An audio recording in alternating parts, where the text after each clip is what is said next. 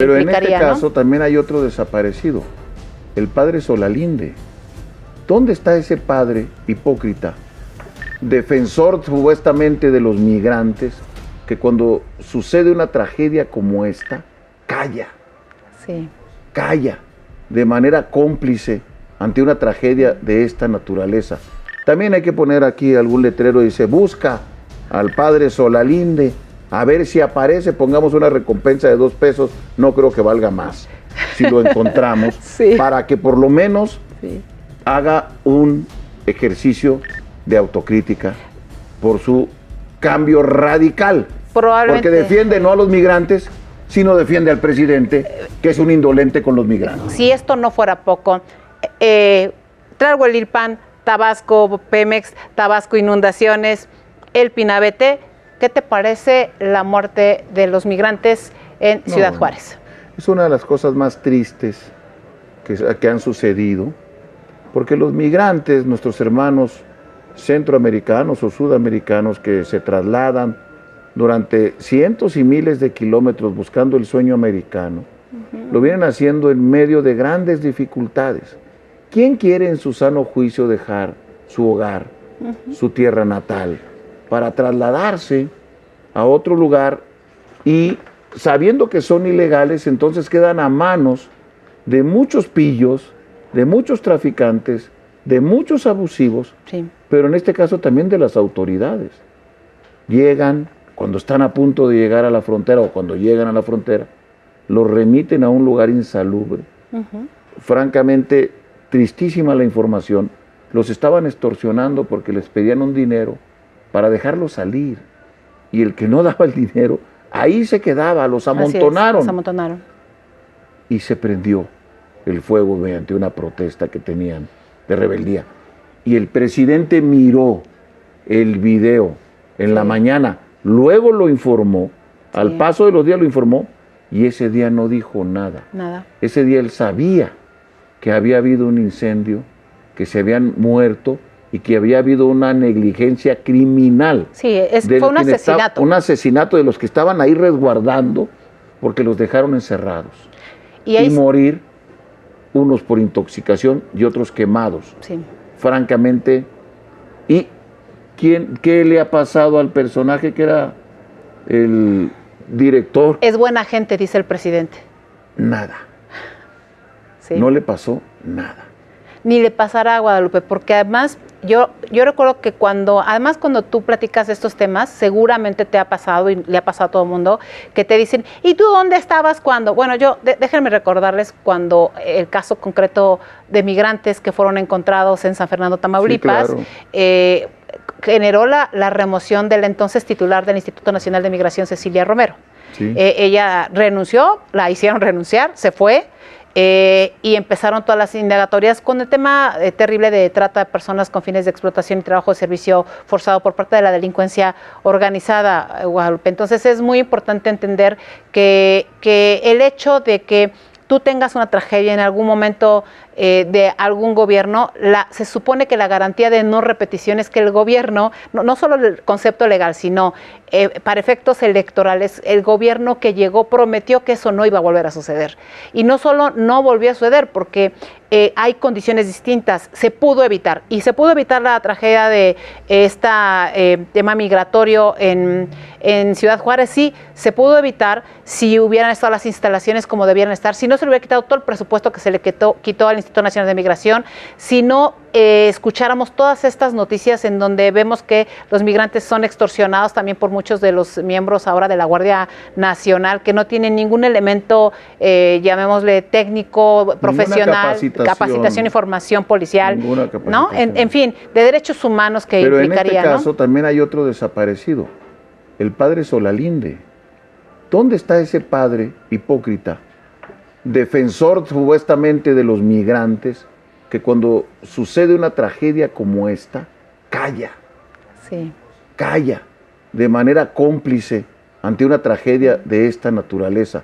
También hay que poner aquí algún letrero, dice, busca al padre Solalinde, a ver si aparece, pongamos una recompensa de 2 pesos, no creo que valga más, si lo encontramos, para que por lo menos haga un ejercicio de autocrítica por su cambio radical. Probablemente. Porque defiende no a los migrantes, sino defiende al presidente, que es un indolente con los migrantes. Claro, seguramente está rezando con las rodillas, Sí. está hincado en alguna parte del país, el padre Solalinde, rezando para el perdón eterno propio, para su autoperdón. Pero déjenme decirles un dato. Recordarás, porque a mí me llamó muchísimo la atención, que días después el presidente lo mandó a traer a Palacio Nacional a padre Solalinde y le dijo, tú te vas a encargar del nuevo Instituto Nacional de Migración, con otro nombre, ¿no?, que le puso, Sí. y él estaba muy emocionado, salía a declarar en donde decía, y entonces yo voy a hacer esto, ¿y qué vas a hacer?, le preguntaba entonces un periodista, un comunicador en las mañanas, Ciro Gómez Leiva, le decía,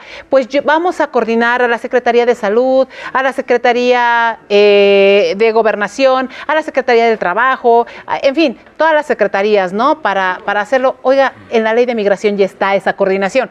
No se hace, señor Solalinde. Es el desconocimiento de alguien que es un hombre, se supone, de fe, y yo no sé si su fe sea genuina, creo que no es genuina, pero además es criminal también, porque se convierten en cómplices de un presidente que tampoco fue a Ciudad Juárez. Nunca se apareció en Ciudad Juárez. El Pinabete, Tlahuelilpan, Tabasco y Ciudad Juárez. Un hombre desaparecido, ¿no será el hombre invisible? Es un hombre insensible, más que el hombre invisible, es un hombre insensible. No le importa más que él. Él es la víctima nacional. Sí, sí. Todas las mañanas se hace la víctima. Las víctimas no son los migrantes, la víctima no son los inundados, la víctima no son los enfermos que no tienen medicinas. La víctima no es nadie más que él. Él es la víctima VIP, que vive en un palacio, sí, pero se queja y se queja de que todo mundo, dice él, lo ataca. Es el presidente, según él, más atacado de la historia de México. Es, francamente, bueno, ya inhumano. No quiero decir más.